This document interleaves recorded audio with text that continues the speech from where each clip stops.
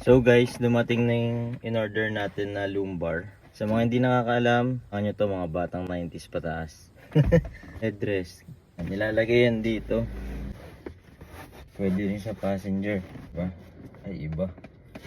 Ito. Yung comfortability niya, ang sarap. Kasi memory foam siya. Tapos ito naman, sumasakit natin likod. Alam natin yan. 30s pataas na tayo. Ito yung pinaka magbibigay sa atin ng support para sa comfortability na kailangan natin. Lalagay lang natin yan dito. Diba?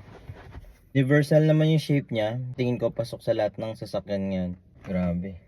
Yung pakiramdam, straight na straight yung likod ko. Kasi from dito, i-elevate niya yung batok mo, elevate niya rin yung likod mo. Pinaka-spine natin sa lower back. Pag nag-drive tayo, straight body.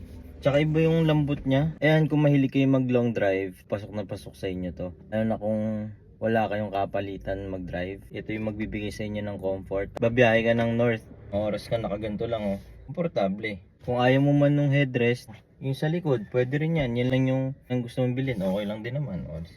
So yun lang, kung kailangan mo din ng ganito, tingin ko ito na yon. Maraming salamat. Sabay-sabay tayo matuto. Follow for more.